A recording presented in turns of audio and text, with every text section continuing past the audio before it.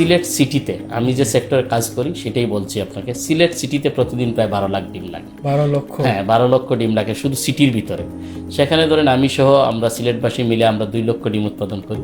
বাকি 10 লক্ষ বাকি 10 লক্ষই প্রতিদিন সিলেটের বাইরের থেকে আসে। এই জন্য আমি বলছি যে সিলেটে আসলে হিউজ অপরচুনিটিজ আছে বিজনেস করার, বিজনেসের প্রচুর অপরচুনিটিজ আছে। আসলে দেখেন ময়মনসিংহটা ডেভেলপ করেছে, ময়মনসিংহ একটা কৃষি বিশ্ববিদ্যালয়, বাংলাদেশের ফার্স্ট বাংলাদেশের কৃষি বিশ্ববিদ্যালয় যেটা এখন হয়েছে। এই জন্য ময়মনসিংহ অঞ্চলে দেখবেন আপনার এই সেক্টরগুলোতে অনেক ডেভেলপ করেছে। তারপরে আমার জানা মতে সিলেট কৃষি বিশ্ববিদ্যালয় অনেক প্রফেসররা কিন্তু অনেক চেষ্টা করতেছে এটাকে ডেভেলপ করার জন্য। আমি নিজে দেখেছি অনেক প্রফেসরকে ওরা বিভিন্ন প্রজেক্টে ভিজিট করতে, তারপরে হয়েছে বিভিন্ন মানুষের সঙ্গে সেমিনার করতে, ডেভেলপমেন্ট কীভাবে আরও বেশি করা যায়। সো এখানে আমি মনে করতেছি সিলেট কৃষি বিশ্ববিদ্যালয় অনেক আন্তরিক আছে। আপনি শুনলে আশ্চর্য হবেন, সারা বাংলাদেশের মধ্যে সবচেয়ে সস্তা লেবার কিন্তু সিলেটে। আপনি ইমাজিন করতে পারবেন না যে এই মুহূর্তে যদি আপনি বগুড়ায় একটা লেবার খুঁজেন আপনি 700-800 টাকা নিতে পাবেন না, কিন্তু সিলেটে আপনি এখনও 500 টাকা 400 টাকায় লেবার পাবেন। অর্থাৎ কোন উপজেলায় কোন জিনিসটা ভালো হয়, কোন উপজেলা অর্থকরী তার ফসলটা কী কৃষিতে স্পেশালি। যেমন আপনি উদাহরণ দিচ্ছি আমি, যেমন আপনি জকিগঞ্জে সুপারি কিন্তু ভালো হয়। আপনি বিয়ানীবাজারে গেলে দেখবেন ওখানে কিন্তু ওই যে আপনার বিয়ানীবাজারের জলডুকি আনারস বা এগুলোর একটা আছে, এগুলোকে ব্র্যান্ডিং করতে হবে। WHO এর একটা দেখলাম, very good management, good biosecurity, no vaccinations, no medicine. এই যে কনসেপ্ট যেটা, তাহলে ওখান থেকে আমি শিক্ষা নিয়ে আমি থিঙ্ক করলাম, দেখি আমি ট্রাই করি।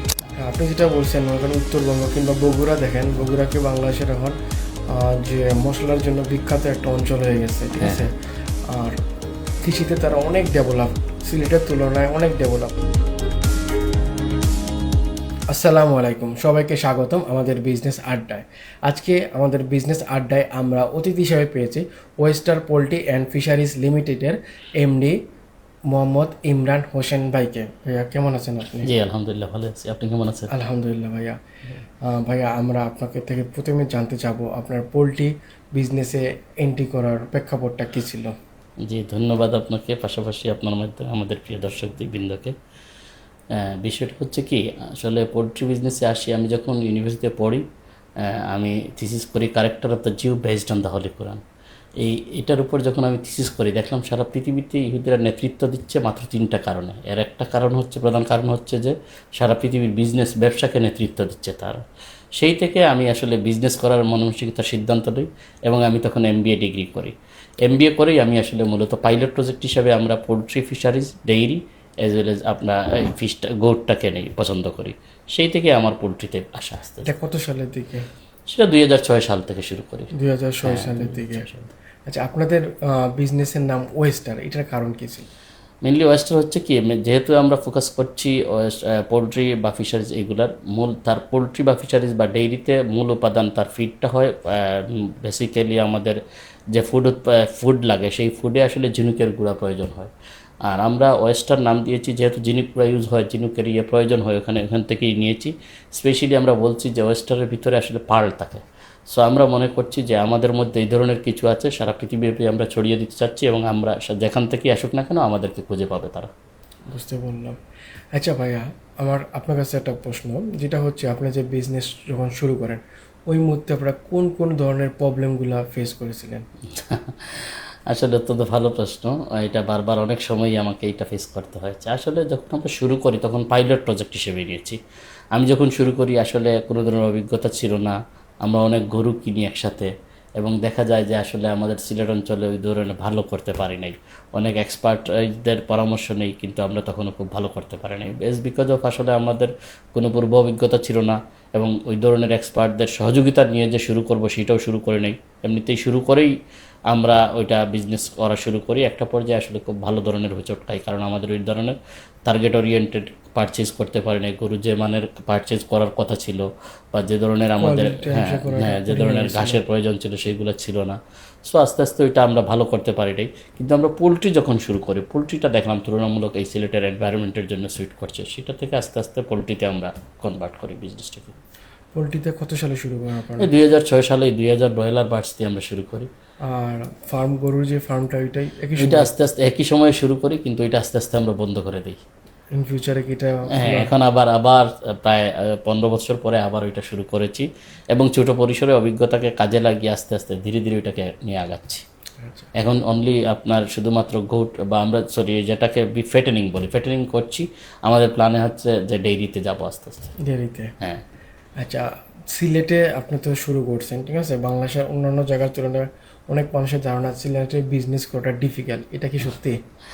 আসলে এটাকে আমি ওইভাবে দেখি না। আমাদের সিলেটের মূল প্রবলেম হচ্ছে কি, আমরা আসলে বিজনেসে ফোকাস করি না। আমাদেরকে আসলে আমরা বাইরে যাওয়ার প্রতি আমাদের সিলেটের ট্রেন্ড হচ্ছে কি, আমরা যখন কলেজ ইউনিভার্সিটি পড়ি, আমাদের বন্ধু মহলে যখন আলাপ আলোচনা হয়, সবাই কে কোথায় বাইরে যাবে, অস্ট্রেলিয়া যাবে না নিউজিল্যান্ড যাবে না আমেরিকা যাবে না ইংল্যান্ড যাবে, এই ধরনের একটা টেন্ডেন্সি আমাদের মধ্যে চলে আসছে। Maximum UK. দ্যাটস ওয়াই আমরা ইউকেতে যাই এবং আমাদের প্রথম টার্গেট থাকে যে আমরা লেখাপড়ায় ওখানে যাব, এটাই হচ্ছে আমাদের টার্গেট।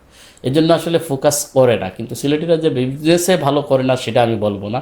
আমাদের পৃথিবীর অনেক দেশে বিজনেস আছে, প্রায় 132টা দেশে সিলেটিরা ভালো বিজনেস করে। জি। বাংলাদেশের সিলেট অঞ্চলে যে ব্যবসা করা সম্ভব, এটা আসলে আমি আপনাকে এক্সাম্পল দিলেই বুঝতে পারবেন। সিলেট সিটিতে আমি যে সেক্টরে কাজ করি সেটাই বলছি আপনাকে। সিলেট সিটিতে প্রতিদিন প্রায় 12 লাখ ডিম লাগে। 12 লক্ষ? হ্যাঁ, 12 লক্ষ ডিম লাগে শুধু সিটির ভিতরে। সেখানে ধরেন আমি সহ আমরা সিলেটবাসী মিলে আমরা 2 লক্ষ ডিম উৎপাদন করি। বাকি 10 লক্ষই প্রতিদিন সিলেটের বাইরের থেকে আসে। এই জন্য আমি বলছি যে সিলেটে আসলে হিউজ অপরচুনিটিজ আছে বিজনেস করার, বিজনেসের প্রচুর অপরচুনিটিজ আছে। সাহস করে আগাইতে হবে। হ্যাঁ, সাহস করে আগাতে হবে এবং আপনাকে স্টেডি থাকতে হবে, এটার উপর টিকে থাকতে হবে। হ্যাঁ, নলেজ গেদার করতে হবে এবং সাহস করে। আমি প্রতিনিয়ত ফোন পাই বিভিন্ন, বিশেষ করে বাইরে যারা থাকে, বিভিন্ন চ্যানেলগুলোতে আমাদের পোলট্রি ফিশারিজ ডেইরির উপরে অনেক প্রতিবেদন হয়, এগুলোর উপর ডিপেন্ড করে অনেক আমাদের যারা সিলেটিরা বিদেশে থাকে ওনারা ফোন করেন আমাকে অনেক সময়। যেই আমি তখন প্রথমেই বলি আসলে বিজনেসে এই ধরনের স্পেশালি অনেকে বলে ঝুঁকিপূর্ণ, আমি বলি না ঝুঁকিপূর্ণ না, বাট আপনাকে ফিজিক্যালি থাকতে হবে। এই ধরনের বিজনেসের মূল চালিকা শক্তি হচ্ছে আপনাকে প্রতিনিয়ত ফিজিক্যালি থাকতে হবে, ফিল্ডে থাকতে হবে। ফিল্ডে থাকতে হবে। আর বিজনেসে যে একটা জিনিস আর কি অনেক মানুষে ইনভলভ হইতে চায় কিন্তু সাহসের কারণে পারে না, আমার কাছে মনে হয় এটা একটা বড় একটা ফ্যাক্ট আপনাদের বিজনেসে। আসলে আমি মনে করি সাহস করে পারে না এটাও না ঠিক। আমাদের মানুষের মেন্টালিটি কি একটু একটা জায়গায় আসলে ভালো, আমরা সবাই চাই, কিন্তু সমস্যা হচ্ছে কি আমরা খুব দ্রুত করে ফেলতে চাই। আমি বলবো এই জায়গায় একটু হুচট খেলেই ছেড়ে দেওয়া যাবে না, একটু ধৈর্য ধরে আমাকে প্রতিনিয়ত আরেকটু পরিশ্রম করতে হবে এবং এটার উপর লেগে থাকতে হবে। কারণ আমি যদি 1 বছর বা 2 বছর এটার পিছনে কাজ করি তাহলে আমার 2 বছরের অভিজ্ঞতা হয়ে গেল, ঠিক না? এখন যদি আমি অন্য ট্রাকে চলে যাই, ফিল্ড চেঞ্জ করে অন্য ফিল্ডে চলে যাই, সেখানে কিন্তু আমার স্টার্টিং হবে, কিন্তু এই ফিল্ডে আমার 2 বছরের এক্সপিরিয়েন্সটা জিরো হয়ে গেল। দ্যাটস ওয়াই আমি বলবো যে ফিল্ডে আমরা থাকি না কেন, যেটা নিয়ে স্টার্ট করব এটা নিয়ে আমরা শুরু করে কিছুটা ধৈর্য ধরে থাকতে হবে এবং প্রতিনিয়ত নলেজ গেদার করতে হবে, প্রতিনিয়ত আপগ্রেড করতে হবে আপনাকে, স্টাডি করতে হবে আপনাকে। এখন তো আসলে ইজি, আমাদের এই যুগটা হচ্ছে খুব ভালো একটা সময় আসছি আমরা, টেকনোলজির যুগ। এখন আপনি গুগলে পাবেন, এআই দ্বারা অনেক সহযোগিতা পাবেন। আপনি রাইট ট্র্যাকে থাকতে হবে এবং প্রচুর নলেজ, নিত্য নতুন ইনফরমেশনগুলো আপনাকে নিতে হবে। বিজনেসটাকে গ্রো করার জন্য আপনার কি প্ল্যান আছে আপনার বিজনেসটাকে গ্রো করার জন্য? কারণ সিলেটে তো আপনি যেটা বললেন 12 লক্ষ ডিমের প্রতিদিন চাহিদা, সেই জায়গাতে মাত্র 2 লক্ষ ডিম আঞ্চলিকভাবে উৎপাদন হয়, মানে 10 লক্ষ ডিমের একটা গ্যাপ, মানে এটা তো আমি আপনাকে আরও একটা মেজর ইনফরমেশন দিতে চাচ্ছি আপনার মাধ্যমে। সেটা হচ্ছে কি, বাংলাদেশে একমাত্র প্রজেক্ট যেখানে টোটালি মেডিসিন ফ্রি। আমি 1 লাখের উপরে ধরেন আমার বার্ডস আছে, 1,12,13,000, আমি মেডিসিন ফ্রি ডিম উৎপাদন করছি। এই যে মেডিসিন ফ্রি ডিম উৎপাদন করা, এটা আসলে অনেক বড় একটা চ্যালেঞ্জ এবং এটা আপনি শুনলে আশ্চর্য হবেন। বাংলাদেশে একমাত্র প্রজেক্ট যেখানে আমরা প্রত্যেকটা ডিমে স্টিকারিং করে মার্কেটিং করছি, অর্থাৎ ডিমে স্টিকার দেওয়া ওয়েস্টার ব্র্যান্ডে আমরা ডিম বিক্রি করছি। সো সেক্ষেত্রে আমি বলবো যে আসলে আমাদের এখানে আমাদের নেক্সট প্ল্যান হচ্ছে আমরা 5 লাখের আরেকটা প্রজেক্ট হাতে নিচ্ছি, হয়তো আমরা 2-1 বছরের মধ্যে আমরা লঞ্চ করতে পারবো ইনশাআল্লাহ। আর ফিশারি নিয়ে আপনাদের কি পরিকল্পনা? ফিশারিজে আসলে সিলেটে প্রচুর বৃষ্টি বাদলের এরিয়া, যেহেতু আমাদের সিলেটে আসলে হাওয়ার বাহর প্রচুর আছে, অ্যাজ ওয়েল এজ আমি বলবো সিলেটে ফিশারিজ ডেভেলপ করার হিউজ অপরচুনিটি আছে। আমরা আসলে প্রতিনিয়ত ধরেন যেটুকু আমরা দেখি ময়মনসিংহ অঞ্চলে ধরেন আপনার পাঙ্গাস বা তেলাপিয়া বা এই ধরনের কই, এইগুলা ডেভেলপ করেছে। রাজশাহী অঞ্চলে বাংলা মাছ, যেটা আমরা রুই কাতল মৃগেল বলি, এইগুলা ডেভেলপ করেছে। আসলে আমরা ওইখান থেকে শিক্ষা নিয়ে হলেও আমরা আসলে ডেভেলপ করতে পারতাম। ইভেন তো আমাদের লোকাল যে ফিশ যেগুলো আছে সেগুলোকেও আমরা আসলে একটু মানে তুলনামূলক বেটার অপরচুনিটি। এবং আপনি শুনলে আশ্চর্য হবেন, এখানে আমাদের একটা ইউনিভার্সিটি আছে, সিলেট কৃষি বিশ্ববিদ্যালয়, সেটা প্রতিনিয়ত তাদের সাথে আমিও নিয়মিত কাজ করছি এবং ওনারাও কাজ করছেন, প্রতিনিয়ত আমাদের গবেষণা হচ্ছে। আসলে দেখেন ময়মনসিংহটা ডেভেলপ করেছে, ময়মনসিংহ একটা কৃষি বিশ্ববিদ্যালয়, বাংলাদেশের ফার্স্ট বাংলাদেশের কৃষি বিশ্ববিদ্যালয় যেটা এখন হয়েছে। এই জন্য ময়মনসিংহ অঞ্চলে দেখবেন আপনার এই সেক্টরগুলোতে অনেক ডেভেলপ করেছে। যেহেতু আমাদের সিলেট কৃষি বিশ্ববিদ্যালয় বেশি দিন হয় নাই বয়স, আমি মনে করি এখানে ভালো একটা অপরচুনিটি আছে। তারপরে আমার জানা মতে সিলেট কৃষি বিশ্ববিদ্যালয় অনেক প্রফেসররা কিন্তু অনেক চেষ্টা করতেছে এটাকে ডেভেলপ করার জন্য। আমি নিজে দেখেছি অনেক প্রফেসরকে, তারা বিভিন্ন প্রজেক্টে ভিজিট করতে, তারপরে হয়েছে বিভিন্ন মানুষের সঙ্গে সেমিনার করতে, ডেভেলপমেন্ট কীভাবে আরও বেশি করা যায়। সো এখানে আমি মনে করতেছি সিলেট কৃষি বিশ্ববিদ্যালয় অনেক আন্তরিক আছে। তো আমাদের সিলেটবাসীকে আরও একটু আন্তরিকতার সাথে চেষ্টা করতে হবে। এটা আসলে একটা সেতু বন্ধনের প্রয়োজন, শুধু কৃষি বিশ্ববিদ্যালয় না, কৃষি বিশ্ববিদ্যালয়ে এজ ওয়েল এজ আমাদের প্রাণী সম্পদ বিভাগ যেটা আছে এবং আমাদের মানুষ আমরা যারা সিলেটিরা আছি, এই তিনটার সেতু বন্ধনে আমাদেরকে আগাতে হবে। আসলে দেখেন শুধুমাত্র কৃষি বিশ্ববিদ্যালয়ে কাজ করলেও হবে না, শুধুমাত্র এই যে আমাদের প্রাণী সম্পদ বিভাগ থেকে কাজ করলেও হবে না, আমাদের সম্মিলিত একটা প্রয়াস লাগবে। আমরা যারা উদ্যোক্তা আছি আমাদের সম্মিলিত প্রয়াস একটা লাগবে, হ্যাঁ একটা বন্ডিং লাগবে আমাদের। এই বন্ডিংসের মাধ্যমে আমরা সিলেটে আসলে দেখেন সিলেটে হিউজ ব্যাকহ্যান্ড ল্যান্ড থাকে, স্পেশালি দেখেন এই যে অগ্রহায়ণ মাস আসতেছে, এরপরে দেখবেন পুরো সিলেট ব্যাপী আপনি যদি একটু ভিজিট করেন দেখবেন হাজার হাজার একর জায়গা আপনার একেবারে ভ্যাকেন্ট পড়ে আছে, সেগুলাকে আমাদেরকে একটু থিঙ্ক করতে হবে। তারপরে দেখা যায় অনেক চা বাগানের ফাঁকে ফাঁকে প্রচুর ল্যান্ড পড়ে থাকে। হ্যাঁ, এখানে দেখেন যেমন আপনার বিভিন্ন গার্ডেনে এগুলা আসলে চা বাগানের ভিতরে যেগুলা বলছেন অনেক দুইটা টিলার মধ্যখানে কি আছে, লেকের মতো আছে, যেখানে আসলে খুব মাছ চাষের জন্য অত্যন্ত চমৎকার এরিয়া, কিন্তু আসলে ওই ধরনের আমাদের নলেজ নাই অথবা আমরা ওই ধরনের নেই। বাগানগুলো আমাদের আসলে প্রতিনিয়ত আসলে চার দামের কারণে আমাদের বাগানগুলো মরে যাচ্ছে বলা যায়। হ্যাঁ, বাগানগুলো আসলে বিভিন্ন কারণে বিক্রি হচ্ছে, কিন্তু এইগুলাকে উৎপাদনশীলতায় নিয়ে যাওয়া, যেমন আপনি দেখেন এই যে সিলেটের চা শিল্প দেখেন এত বেশি বাগান আছে, যেখানে আমাদের পোলট্রি ম্যানিউরটাকে কাজে লাগাইতে পারলে বিশাল একটা সেক্টর আছে, যে এই চা গাছের তার সতেজতা বাড়বে বা চা গাছের জন্য এটা সার হিসাবে কাজে লাগবে, অর্গানিক সার হিসাবে কাজে লাগবে। কিন্তু সেই ক্ষেত্রে আমাদের যেহেতু সিলেটে আমাদের পোলট্রি সেক্টরটা বা ডেইরি সেক্টরটা আমাদের ডেভেলপ করে না এরকম, সুতরাং আমি মনে করি এখানে যদি আমরা ওইটাকে আসলে একটু গবেষণা করে আমরা ওইটাকে চা উৎপাদনে আমরা ইউটিলাইজ করতে পারি। যেমন আপনি পঞ্চগড়ের দিকে দেখেন, ওরা কিন্তু চা বাগান করে অনেকটা সফল, হ্যাঁ সমতল ভূমিতে চা করে সফল হচ্ছে। কি জন্য সফল হচ্ছে? ওখানে দেখেন তারা পোলট্রি বা ফিশারিজ বা এই যে ডেইরি এইগুলা লিটার বা ফেসিস যেগুলা বলি, এগুলাকে তারা সারে রূপান্তর করার মাধ্যমে ওখানে আসলে ইউটিলাইজ করে তারা সফল হচ্ছে। তারা একটা প্রচেষ্টা করে আসলে, হ্যাঁ প্রচেষ্টা করে। এই প্রচেষ্টা যদি সিলেটে হয় আমি মনে করি সিলেট অন্য লেভেলে ডেভেলপ করার সুযোগ আছে। আসলে আমরা সিলেটিরা অনেকে বলে অলস, আমি বলি আসলে অলস না, আমরা ঠিকই কাজ করতে পারি, দেশের বাইরে গেলে ঠিকই দেখেন ভালো কাজ করতে পারি, আমরা আসলে অলস না।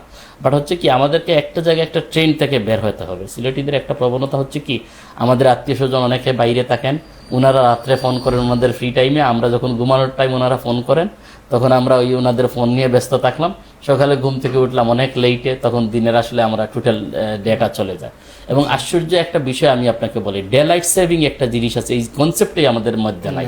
অ্যাকচুয়ালি ডে লাইটটাকে যদি আমরা কাজে লাগাইতে পারি অনেক উৎপাদনশীলতা বৃদ্ধি পাবে। এই জায়গাটায় আমি অন্তত পার্সোনালি আমার যখন শুরু করি আমি আসলে আমার পোলট্রি সেক্টরে ডে লাইটটাকে কাজে লাগানোর চেষ্টা করেছি, এবং আমি আমার যারা ওয়ার্কার ছিল তাদেরকে নিয়ে অনেক মিটিং করেছি, তাদের সাথে অনেক শেয়ারিংস করেছি, করার পরে তাদেরকে আমি আসলে আফটার ফজর বিশেষ করে 6টা, 6:30, 7টার মধ্যেই আমি তাদেরকে কাজে লাগানোর একটা প্রবণতা তৈরি করেছি, এবং বিফোর আসরের পরে আর তাদেরকে আমরা কাজে বিশেষ করে আমরা রাত্রে কোনো কাজ রাখি না সাধারণত। হ্যাঁ, এটা একটা সিলেটে বড় একটা মেজর প্রবলেম, যেটা দেখা যায় অফিস আদালতগুলো সিলেটে খুলতে 10টা 11টা, কোনো ক্ষেত্রে এটা 12টাও চলে যায়। এটা একটা বড় একটা সমস্যা, এটা একটা বড় সমস্যা আমাদের। আবার আপনার লেট নাইটে যে জায়গাতে অনেক জায়গা আছে, যেমন ঢাকাতে মার্কেটগুলো 8টা-9টার দিকে, 8টার দিকে অলমোস্ট ক্লোজ করে ফেলে অনেক জায়গায়, কিন্তু আমাদের এখানে লেট নাইট 9টা, 10টা, 11টা হয়ে যায়। হ্যাঁ, একটা পর্যন্ত আমাদেরকে এই একটু পরিবর্তনের প্রয়োজন। আসলে আমরা টোটাল আপনি শুনলে আশ্চর্য হবেন যে আমাদের জন্য যে থ্রেটসগুলো আসতেছে। আমি বিশেষ করে গত 2 বছর আগে ডিসি অফিসে একটা মিটিংয়ে ছিলাম আমি ওখানে, যেখানে দেখলাম আমাদের আমাদের সিলেটিদের গড় হাইট কমতেছে, আমাদের শিশু মৃত্যু সারা দেশে যেখানে কমতেছে সেখানে আমাদের শিশু মৃত্যু সিলেটে বৃদ্ধি পাচ্ছে। এই বিষয়গুলো আমাদেরকে খুব ভাবিয়ে তুলছে। আসলে আমরা সিলেটিরা আসলে এইদিকে একটু মনোযোগী হওয়া প্রয়োজন। তারপরে আমাদের temperature অনেক সিলেটে অনেক অনেক increase হয়েছে। চেঞ্জ হচ্ছে। এই যে বিশেষ করে আমাদের এনভায়রনমেন্ট নিয়ে কাজ করার প্রচুর প্রয়োজন আছে আমি মনে করি। গ্রিন সিটি আস্তে আস্তে গ্রিন সিটির পরিমাণ কমে যাচ্ছে। আসলে গ্রিন সিটি ওইরকম আসলে আমাদের সাধারণ মানুষের মধ্যে আমরা এটা আসলে স্প্রেড করতে হবে। জি। গ্রিন সিটির ফ্যাসিলিটি কি বা গ্রিন সিটি হলে আমাদের কি বেনিফিট হবে সেটা আমাদের know-how একটু কম আছে। আমরা আসলে সবাইকে একটু এর দিকে উদ্বুদ্ধ করতে হবে মানুষকে। জি, এটা আসলে দরকার। হ্যাঁ, এটা আসলে মানুষকে আমরা অ্যাওয়ার করতে হবে। জি জি, আপনার কাছে আমার প্রশ্ন, আপনার এই বিজনেস চারটায় 3টা লার্নিং পয়েন্ট যেটা আপনি আমাদের অডিয়েন্সকে বলতে পারবেন। আসলে দেখেন, আপনি আমাকে ইতিপূর্বেও প্রশ্ন করেছিলেন যে আমি কেন পোলট্রিতে আসলাম। প্রথমত হচ্ছে আমাদের সিলেটের একটা ট্রেন্ড হচ্ছে কি, আমরা যে বিজনেস শুরু করি সবাই একই বিজনেস শুরু করি। এখন দেখা যাচ্ছে যে আমরা এখন রেস্টুরেন্ট বিজনেস শুরু করলাম, কালচার সবাই এসে প্রতি মাসে 2-3টা রেস্টুরেন্ট হচ্ছে, রেডিমেড ঠিক না? রেডিমেড এগুলোতে এবং এটা আসলে আমরা একই দিকে ফোকাস করি। যখন আসলে আমাদের এবং ডিমান্ড অ্যান্ড সাপ্লাইয়ের প্রতি আমরা থিঙ্ক করি না, এই জন্য হয় কি কিছু বিজনেস এক সময় আসলে আমরা কলাপস করি। আরেকটা জিনিস, এই জন্য হ্যাঁ মার্কেট রিসার্চ করা হ্যাঁ হয় না। এই জন্যই আমি যে জিনিসটা বলছি কি, আমাদের সিলেটে এই জায়গায় একটু গ্যাপস আছে। এই জন্য আপনি হয়তো, আমি ইতিপূর্বে অনেকেই শেয়ার করেছি, আমি যে কারণে আমি সিলেট চেম্বারে নির্বাচনে দাঁড়িয়েছি, যে আমরা ডাটাবেস তৈরি করতে চাচ্ছি। মেইনলি হচ্ছে কি, সিলেটে এই মুহূর্তে কোন বিজনেসের অপরচুনিটিজ আছে, কোন বিজনেস করলে ভালো করার সুযোগ আছে, কোন বিজনেস এই মুহূর্তে থ্রেটস আছে, এই মেসেজগুলো আমরা একটু ডেভেলপ করার চেষ্টা করছি সিলেটে। আমি এই জন্যই আমি মূলত আপনাকে ফোকাস করেছি, যেহেতু সিলেটে পোলট্রি, ফিশারিজ, ডেইরি বা এগ্রি সেক্টরটা আসলে সিলেটে অনেক পিছিয়ে। সো আমি ওই দিকেই ফোকাস করেছি এবং আমি মনে করি আসলে এই সেক্টরটা অনেক ভালো করার সুযোগ আছে সিলেটে। শুধু সিলেট না, এগ্রিকালচার ডেভেলপমেন্ট যদি হয় আমাদের দেশের ইকোনমিক সেক্টরটা চেঞ্জ হয়ে যাবে, কারণ কৃষিটা হচ্ছে আমাদের দেশের মূল ভিত্তি। এটা নট অনলি, দেখেন পৃথিবীতে যত দেশ আপনি উন্নতির চরম শিখরে আরোহণ করেছে, প্রত্যেকেই কিন্তু কৃষিকে প্রথমেই ডেভেলপ করেছে, দেন ইন্ডাস্ট্রিয়াল গ্রোথের দিকে গেছে। কারণ আপনি ইন্ডাস্ট্রিয়াল গ্রোথের দিকে গেলে তার র মেটেরিয়ালস কিন্তু সাপ্লাই দিতে হবে, কৃষি থেকেই আসবে। সো আমি মনে করি আসলে কৃষিকে আমাদের অনেক আধুনিকায়নের সুযোগ আছে, কিন্তু যান্ত্রিকীকরণের সুযোগ আছে, কিন্তু আমরা আসলে ওই দিকে ফোকাস করছি না। আমাদের উৎপাদন অনেক গুণ বাড়ানোর হ্যাঁ হ্যাঁ, আপনি দেখেন আগে, আজ থেকে প্রায় 15-20 বছর আগে যে জমিতে আপনার ধরেন হয়তো আপনার 12 মণ ধান হইতো, এখন কিন্তু এটা ওই একই জমিতে 20 মণ ধান হয়, বা এখন 25 মণ 30 মণ। ডেভেলপমেন্ট হচ্ছে বাট স্লো। এটাকে আরেকটু যান্ত্রিকীকরণ বা আধুনিকায়নের দিকে নিয়ে যেতে পারলে আমি মনে করি আসলে আমাদের ভালো ফোকাস করার। তবে এই জায়গাতে আমাদের দেশে যারা কৃষি নিয়ে কাজ করে তারা অনেক ভালো চেষ্টা করতেছে বা প্রচেষ্টা করতেছে আমার দেখা মতে। তবে এটা আর একটু বেটার হবে যদি আমাদের এখানে যে মানুষকে যারা ইনভেস্টর যারা আছে এরা যখন আন্তরিক হবে, আরও বেশি আগ্রহী হবে, তখন আসলে এটা আরও বেশি গ্রোথ হবে। যেমন অনেক দেশে, যেমন আমি দেখলাম কিছুদিন আগে একটা ইয়াতে ভোলাতে মেবি দেখলাম নদীর ভিতরে তারা মাছ চাষ করতেছে, ঠিক আছে? এটাও কিন্তু একটা নতুন আইডিয়া। অনেক জায়গাতে সমুদ্রের ভিতরে মাছ চাষ করে, অথচ আমাদের দেশে বিশাল সমুদ্র রয়েছে যেটার আমরা 10 ভাগের 1 ভাগ আমরা ঠিক মতো ইউজ করতে পারি না। এই জায়গায় আমি আপনাকে একটু শেয়ার করি জিনিসটা, আপনারা দেখবেন কিছুদিন আগে আমাদের দেশে খুব বেশি স্ক্যাটার্ড করেছে। সেটা হচ্ছে কি, এই যে আমরা ফিশ বলি, এই যে ছোটো ছোটো ফিশ চাষের বা স্পেশালি মাছ চাষের যে একটা কালচার, দেখেন এখনও বাংলাদেশে হিউজ ল্যান্ডস আছে, আপনি কি ওইগুলা টোটাল আবাদ করে ফেলছেন? কিন্তু তাহলে কি আমরা কেন ওই যে এই একটা টবে বা একটা বালতিতে বা এই ধরনের আমরা যাচ্ছি? মূল বিষয় হচ্ছে কি, আমরা আগে প্রোডাক্টিভিটি, আগে আমাদের টোটাল ভ্যাকেন্ট ল্যান্ডগুলোকে আমরা প্রথমেই দিতে হবে, ইউজ করতে হবে, দেন আমরা আস্তে আস্তে আস্তে আস্তে টেকনোলজি পাশাপাশি এটাকে অ্যাডাপ্ট করতে হবে। কারণ টেকনোলজি যদি আমরা অ্যাডাপ্ট না করতে পারি তাহলে আমাদের প্রোডাক্টিভিটি বাড়বে না। সো আমাদের দেশে মানুষ বেশি, আমরা প্রায় 18-20 কোটি মানুষ, আমাদের ল্যান্ডস লিমিটেড। এই লিমিটেড ল্যান্ডসের মধ্যেও যদি ওয়ান থার্ড যদি আপনি ভ্যাকেন্ট থাকে বা ওইটাকে আমরা প্রোডাক্টিভ হিসাবে না নেই, তাহলে কিন্তু আমরা পিছিয়ে যাব। এবং হ্যাঁ, এটাই আমাদের প্রথম আপনি যে প্রশ্ন করেছিলেন আমাকে যে 3টা মেইন কারণ, মেইন ফোকাস কি, তাই আমি বলবো প্রথমতই হচ্ছে আমাকে কোন জায়গায় বিজনেসের অপরচুনিটি সেটা খুঁজে নিতে হবে। প্রথম টার্গেট হবে অপরচুনিটি, আমাকে কোথায় অপরচুনিটি আছে সেটা খুঁজে নিতে হবে। নাম্বার 2, আমি যে বিজনেসটা স্টার্ট করব সেই বিজনেসটা স্টার্ট করার আগে কিছু স্টাডি করেই স্টার্ট করব, দেন ওইটাতে লেগে থাকতে হবে। আপনি প্রথমেই হুচট খেলেন, ঝরে গেলেন, আমি বলবো না। আপনি ওখানে 2 বছর পড়ার পর যদি ঝরে যান তাহলে 2 বছর অভিজ্ঞতা আপনার আছে, সেটা যদি আপনি অন্য জায়গায় চান তাহলে সেখানে যাইয়ে সেই ফিল্ডে আপনি নতুন। এই জন্য আপনাকে বলবো যে এই ফিল্ডেই আপনি 2 বছরের অভিজ্ঞতাকে কাজে লাগিয়ে আবার ওইটাতে লেগে থাকেন। লেগে থাকলে হয় কি, আপনি যা শিখলেন সেটাকে কাজে লাগিয়ে আপনি আপনার সফলতা আসবে। Knowledge is power. হ্যাঁ, নলেজ ইজ পাওয়ার অ্যাকচুয়ালি। এবং প্রতিনিয়ত আপনাকে আপগ্রেড হতে হবে। হ্যাঁ, অলরেডি আমি আপনাকে ইতিপূর্বে যেটা শেয়ার করেছি যে প্রতিনিয়ত আপনার বিভিন্ন সোর্সে আপনাকে আপগ্রেড করতে হবে। আর থার্ড যেটা আপনাকে অনেকেই বলেন যে অনেকেই আমরা শেয়ার করি যে এখানে আসলে ওয়ার্কার পাওয়া যায় না বা আমাদের ফান্ডের ক্রাইসিস। আমি আসলে এটাকে বলবো যে না, এইটাকে আসলে ফান্ডেরও সমস্যা নাই, ওয়ার্কারের সমস্যা নাই। আপনি শুনলে আশ্চর্য হবেন, সারা বাংলাদেশের মধ্যে সবচেয়ে সস্তা লেবার কিন্তু সিলেটে। আপনি ইমাজিন করতে পারবেন না যে এই মুহূর্তে যদি আপনি বগুড়ায় একটা লেবার খুঁজেন আপনি 700-800 টাকার নিচে পাবেন না, কিন্তু সিলেটে আপনি এখনও 500 টাকা 400 টাকায় লেবার পাবেন। এর কারণ হচ্ছে কি, আমাদের এখানে হিউজ অপরচুনিটি নাই, কাজের ইন্ডাস্ট্রিয়াল ডেভেলপমেন্ট নাই, আমাদের এরকম কাজের কর্মসংস্থানের সুযোগ নাই, এই জন্য আমরা এখনও সস্তা লেবার পাচ্ছি। আমি বলবো যে আমাদেরকে আসলে মানুষদেরকে একটু উদ্বুদ্ধ করতে পারলে, আমাদের সিলেটে একটা ইজম আছে, আমরা আসলে নিজেকে একটু প্রাউড ফিল করি বা আমাদের মধ্যে একটা আত্মম্বরিতা আছে, সেই জায়গায় আমাদেরকে আসলে উদ্বুদ্ধ করতে পারলে, আমাদেরকে একটু যদি আমরা বিভিন্ন মানুষকে মোটিভেশনের মাধ্যমে যদি আমরা উদ্বুদ্ধ করতে পারি, আমি মনে করি আমরা সিলেটের অনেক কিছুই করতে পারবো। আপনি যেটা বলছেন, এখন উত্তরবঙ্গ কিংবা বগুড়া দেখেন, বগুড়াকে বাংলাদেশের এখন যে মশলার জন্য বিখ্যাত একটা অঞ্চল হয়ে গেছে, ঠিক আছে। আর কৃষিতে তারা অনেক ডেভেলপ, সিলেটের তুলনায় অনেক ডেভেলপ।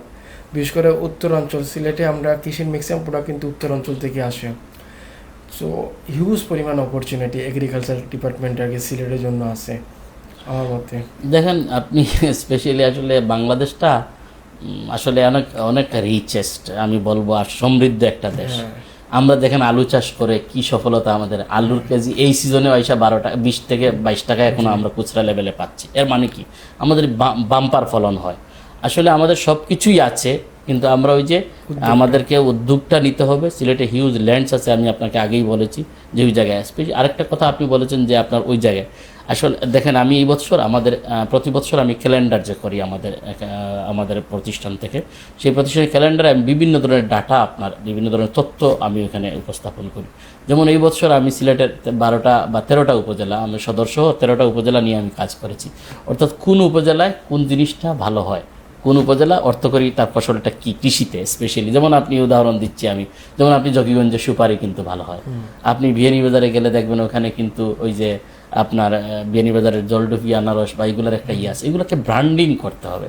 ব্র্যান্ডিং করে ওইটাকে কিভাবে আরেকটু মোর প্রফিটেবল করা যায়, ব্র্যান্ড এস্টাবলিশড করা যায়, সেই দিকে আমাদেরকে ফোকাস করতে হবে। তারপরে পাহাড়ি এলাকাগুলো বিভিন্ন ধরনের মশলা আইটেম, হ্যাঁ, যেমন আপনি ওই যে আপনার জয়ন্তা গোয়েনঘাট বা যেটাকে বলি আমরা ওখানে আপনার জারা লেবু, এই জারা লেবু কিন্তু এক্সপোর্ট হয় পৃথিবীর ইংল্যান্ড, আমেরিকা, মানে অনেক দেশে এক্সপোর্ট হয়। সেগুলাকে আরেকটু আপনার ব্র্যান্ডিং করে আরেকটু যদি করতে পারি, তাহলে আমরা ডলারে এক্সপোর্ট করতে পারবো। ডলারে এক্সপোর্ট করা মানে কি, আমাদের দেশে অনেক ভালো একটা ঢুকবে। সেই ক্ষেত্রে আমাদেরকে আরেকটু ফোকাস করতে হবে। আমার একটা প্রশ্ন, যে যখন বাংলাদেশে প্রথম বার্ড ফ্লু ধরা পড়ছে 2007 মেবি, তখন আপনি এটাকে কিভাবে ট্যাকেল দিছিলেন? খুবই ভাইটাল প্রশ্ন, এবং আমি মনে করি আসলে এখানেই আমাদের অনেক আসলে স্পেশালিটি, বা আমি বলবো এখানে ফোকাস করার মতো একটা বিষয়। সারা দেশে যখন বার্ড ফ্লুর ব্যাপকতা ছড়িয়ে গেছে, তখন আসলে আমি একটু থিঙ্ক করলাম একটু ডিফারেন্ট ওয়েতে। হ্যাঁ, আমারও ছোটোখাটো একটা ছিল, প্রজেক্ট ছিল, ওখানে বার্ড ফ্লু হয়েছিল। তো এরপরে আমি থিঙ্ক করলাম যে এই যে গ্যাপ, যে মানুষের তো আসলে এইটা এরকম না যে আমাদের ডিমান্ড নাই, আসলে পোলট্রির ডিমান্ড আছে, ঠিক না? কিন্তু গ্যাপটা কীভাবে ফিল আপ হবে? তখনই আমার মনে আছে আমি 2000 বার্ড ছিল সর্বোচ্চ ক্যাপাসিটি, আমি একসাথে 10,000 বার্ড উঠাইছি একসাথে। এবং মজার বিষয় হলো যে তখন বাচ্চার রেট ছিল মাত্র 5 টাকা, কারণ কেউ বাচ্চা উঠায় না ভয়ে যে বার্ড ফ্লু হয়েছে, এগুলো তো বন্ধ হয়ে যাবে, থাকবে না। কিন্তু আমি তখন থিঙ্ক করলাম যে এই যে পরবর্তী যে ক্রাইসিস সেটা কীভাবে মোকাবেলা হবে, রাষ্ট্র কীভাবে এটা মোকাবেলা করবে। তখনই আমি থিঙ্ক করলাম, এবং একসাথে তখন 10,000 বার্ডস আমি একসাথে ব্রিডিং করি। এবং আমি আফটার 1 মান্থস, এগুলো তো আপনি জানেন যে বিশেষ করে ব্রয়লার 1 মাস 35 দিন 40 দিনের ম্যাটার, এবং ভালো একটা হ্যান্ডসাম ফিগার আমি তখনই প্রফিট করি। এবং আমি মনে করি আসলে এই ধরনের যে চ্যালেঞ্জ যেগুলো আপনি আসলে, আমি শুধুমাত্র প্রফিটের থিঙ্ক করে এটা করিনি, আমি আমার মাইন্ডে আসছে যে আসলে আমার পরবর্তী গ্যাপটা কীভাবে ফিল আপ হবে। এবং মাত্র 5 টাকায় বাচ্চা বিক্রি হচ্ছে, কোম্পানিটাও বিক্রি করতে পারতেছে না, তো এই যে একটা পরস্পর বা একটা একে অন্যের প্রতি সহানুভূতিশীল হয়ে একটা চেইন তৈরি করা, এর কারণে দেখেন কি হয়েছে, আমিও ভালো বিজনেস করতে পেরেছি। এবং আমি মনে করি এই ধরনের সুযোগগুলো আমরা যখন কি হয়, যেমন আপনি দেখবেন বৈশাখে আমাদের ব্যাপক ডিমান্ড থাকে, সবাই বৈশাখ কেন্দ্রিক হয়ে যায়, তখন আমাদের ডিমান্ড বেড়ে যায়, তখন বাচ্চার দাম অনেক হাই থাকে, তখন আলটিমেটলি যারা ব্রয়লার ফার্ম ছোটো ছোটো আছে প্রফিট করতে পারে না। কিন্তু যখন দেখবেন আপনার ওই যে কিছু সময় আবার ওইটার চাহিদা কম থাকে, তখন কেউ উঠেই না। আপনাকে সবসময় একটা ট্র্যাকে থাকতে হবে, প্রতিনিয়ত যখনই গ্যাপ থাকবে তখন আপনাকে ওই জায়গায় হিট করতে হবে এবং আপনাকে ওই জায়গায় থাকতে হবে। জি, আপনার পদক্ষেপটা দূরদর্শী পদক্ষেপ ছিল ওই সময়ের জন্য এবং সাহসী পদক্ষেপ। যে জায়গাতে আপনার 2000 ছিল ওই জায়গায় আপনি 4 গুণ 5 গুণ প্রায় 5 গুণ আপনি ইনক্রিজ করে ফেলছেন। হ্যাঁ হ্যাঁ, এবং এগুলো আপনাকে রিস্ক নেওয়ার একটা রিস্ক নেওয়ার, এই রিস্ক নেওয়ার সাহস বলতে আমি আপনাকে আরেকটা জিনিস শেয়ার করি, যে কারণে আজকে আমি মনে করি সারা বাংলাদেশে এটা আমি ছড়িয়ে দেওয়ার প্ল্যান করছি। সেটা হচ্ছে কি, আসলে আমরা মেডিসিন ফ্রি ডিম উৎপাদন, এখন বলবেন মেডিসিন ফ্রি ডিম উৎপাদন বা এই বিষয়টা কি, আমি আপনাকে একটু শেয়ার করলে বুঝতে পারবেন। একটা মেডিসিন ধরেন, সে ফর এক্সাম্পল আমরা সিপ্রোফ্লক্সাসিন, ঠিক না, সিপ্রোফ্লক্সাসিন আমরা হিউম্যানে আমরা মানুষরাই খাই, ঠিক না। এই সিপ্রোফ্লক্সাসিন আবার পোলট্রিতে ইউজ হয় বা ডেইরিতে ইউজ হয়। একটা সিপ্রোফ্লক্সাসিন মেডিসিন দিলে লেখা আছে যে মিনিমাম 7 days উইথড্রয়াল পিরিয়ড, কিন্তু আপনি আশ্চর্য যেটা বাংলাদেশে কোথাও কেউ এটা ফোকাস করে না, যে 7 দিন গরুর দুধ ওই যে ফেলে দেবে বা কোথাও রাখবে, এই ধরনের কোনো টেন্ডেন্সি নাই। বা আপনার মুরগির ডিম ওই 7 দিন বাজারে দেওয়া যাবে না, এই ধরনের কোনো প্রবণতা নাই। সো আমি ওই জায়গার থেকে আস্তে আস্তে আমি যে জিনিসটা শুরু করলাম, যে আমি মেডিসিনটা এই যেহেতু আমি ফেলে দিতে পারবো না, তাহলে আমি কেন দেবো এটা। আমি অনেককে নিজেকে প্রশ্ন করলাম যে আমি কি আজকে অ্যান্টিবায়োটিক খেয়েছি, বললাম না। আমি যদি আজকে অ্যান্টিবায়োটিক না খাই, তাহলে আমার ফ্যামিলিতে আমরা 7 জন বা 5 জন থাকি, আমরা অ্যান্টিবায়োটিক যদি না খাই, তাহলে মুরগিকে কেন অ্যান্টিবায়োটিক দিয়ে শুরু করলাম। আসলে প্রবলেম হলে না আমরা অ্যান্টিবায়োটিক দেবো, কিন্তু বাংলাদেশে প্র্যাকটিস হচ্ছে কি, যে আমরা ইন জেনারেলি 2000 বার্ডসের মধ্যে সবগুলাকেই আমরা অ্যান্টিবায়োটিক দিয়ে শুরু করি। হয়তো একটা বা দুইটা প্রবলেম আছে, অ্যান্টিবায়োটিক দিতে পারি, কিন্তু এবং আমি যতটুকু শুনলে আশ্চর্য হবেন, বাংলাদেশে একমাত্র, পৃথিবীতে একমাত্র দেশ যেখানে ব্ল্যাক অ্যান্ড হোয়াইট লেখা আছে অ্যান্টিবায়োটিক ডোজ এবং প্রিভেন্টিভ ডোজ। অ্যাকচুয়ালি এই জিনিসটা আমি অনেকের কাছ থেকেই, আমি অনেক মেডিসিন বিশেষ করে রিপ্রেজেন্টেটিভদের কাছ থেকে আমি ভালো আনসার পাইনি যে কীভাবে প্রিভেন্টিভ ডোজ হয়।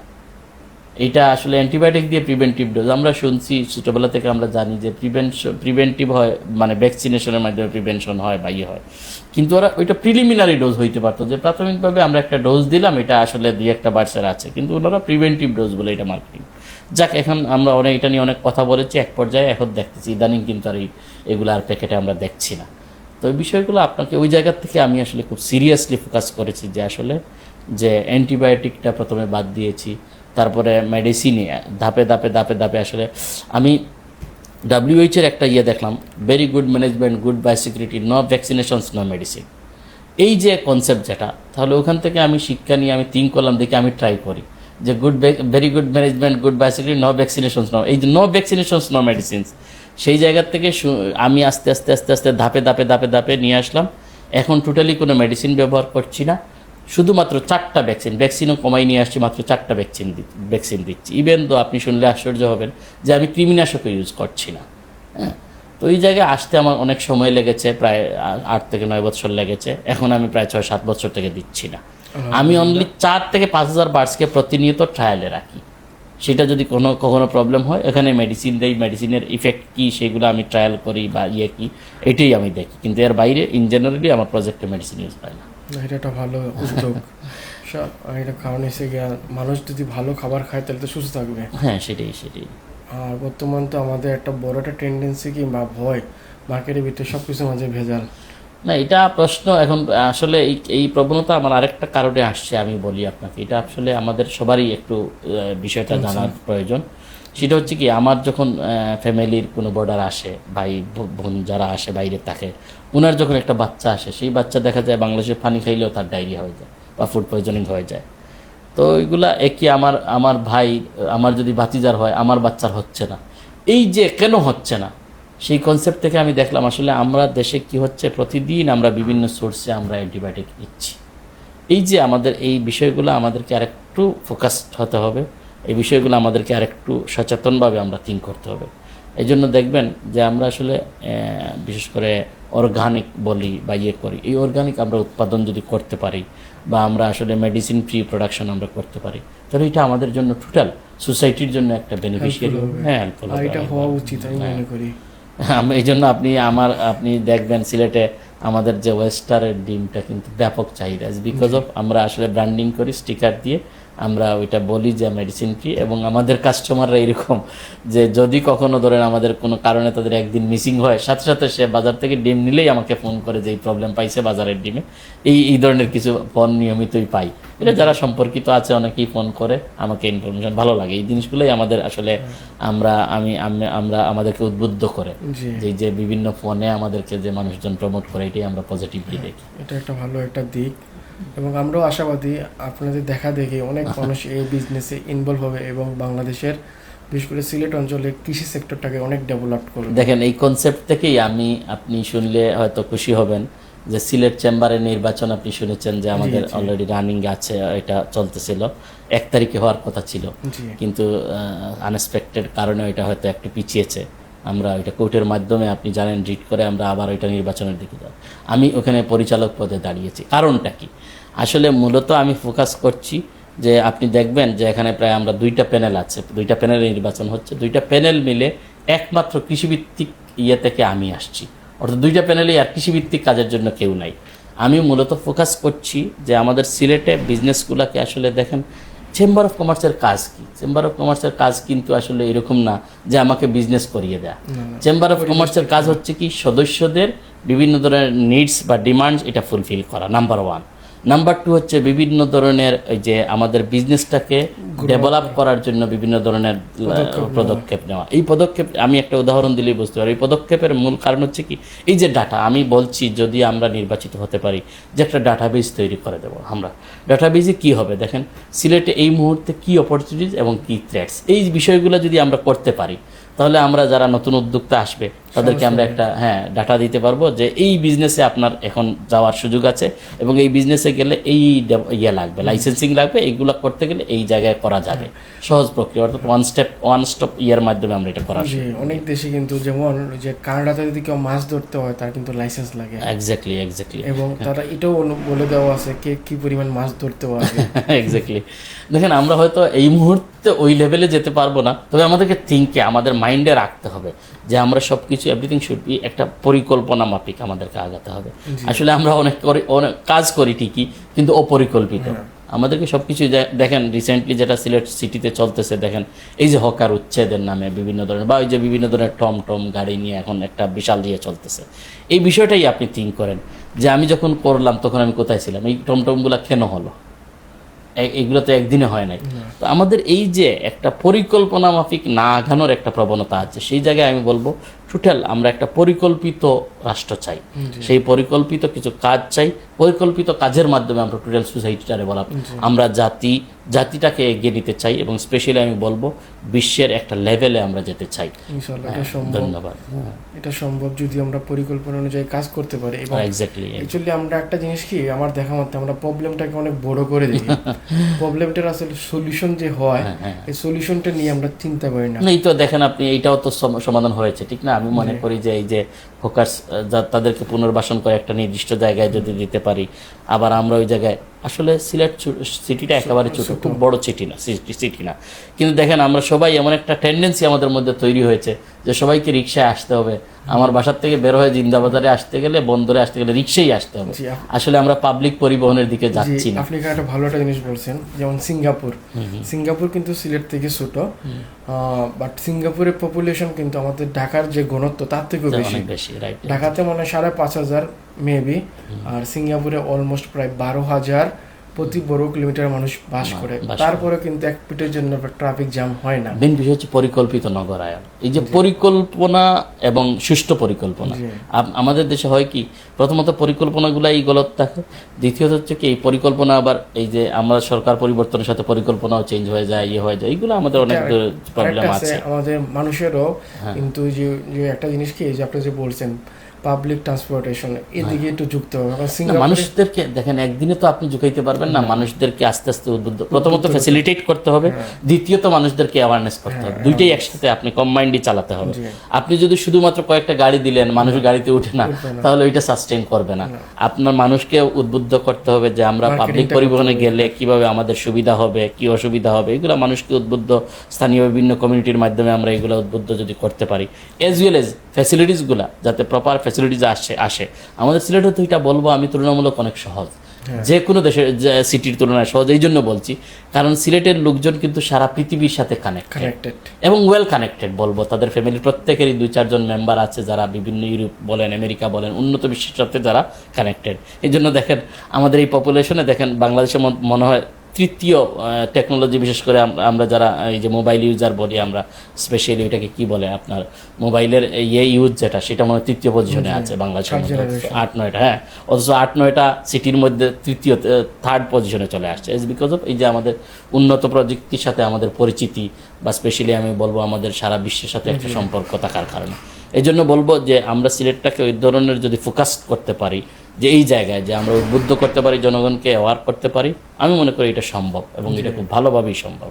জি, প্রত্যেকটা জিনিস চেষ্টা করলে আসলে সবই সম্ভব। এটাও চেষ্টার সম্ভব, বিকল্প হ্যাঁ। আসলে কিছুই নাই। এবং পজিটিভলি আমাদের কাজ করতে হবে, পজিটিভ positively কাজ থিঙ্কিং করতে হবে, ক্যান চেঞ্জ এভরিথিং। হ্যাঁ। আমাদের এই অনুষ্ঠানে এসে আপনার কেমন লাগলো? জি, আসলে অত্যন্ত ভালো লেগেছে, স্পেশালি আপনার সাথে কথা বলে অনেক নতুন নতুন বিষয় আসলে আমরা শেয়ার করতে পেরেছি। আমি মনে করি আপনাদের এই যে উদ্যোগ, যেটা বিজনেস আড্ডা, এই কনসেপ্টটাই আমার কাছে খুব চমৎকার লেগেছে। বিজনেস আসলে আমরা কি করি, আমরা আসলে সবাই যে জিনিসটা আমি শিখলাম, আমার যে অভিজ্ঞতা, সেটা আসলে আমি ছড়িয়ে দেওয়ার মধ্যেই আমি মনে করি একটা বিশেষত্ব আছে। এবং আপনারা যারা কাজ করছেন এই সেক্টরে, আমি মনে করি সেটা সমাজের জন্য অনেক ভালো কাজ করছেন। ধরেন কিছু লোক যদি এদিকে উদ্বুদ্ধ হয়, আমাদের যে এই গ্যাপস যেগুলো আছে, সেই গ্যাপসগুলো যদি আপনাদের মাধ্যমে উদ্বুদ্ধ হয়ে মানুষ গ্যাপসগুলো ফিল আপ করে, আমি মনে করি সোসাইটির জন্য একটা ভেরি ওয়েল ডান, আপনারা একটা ভালো কাজ করছেন। স্পেশালি আমার ভালো লেগেছে আপনাদের এই প্রতিষ্ঠানে এই ধরনের একটা প্রোগ্রামে অংশগ্রহণ করতে পেরে আমি খুবই কৃতজ্ঞ। আমি আপনাদেরকে ধন্যবাদ জ্ঞাপন করছি। আমাদের পক্ষ থেকে অশেষ ধন্যবাদ আপনি আমাদের প্রোগ্রামে আসার জন্য। আমাদের দর্শকের কাছে কি আপনার কোনো বার্তা আছে?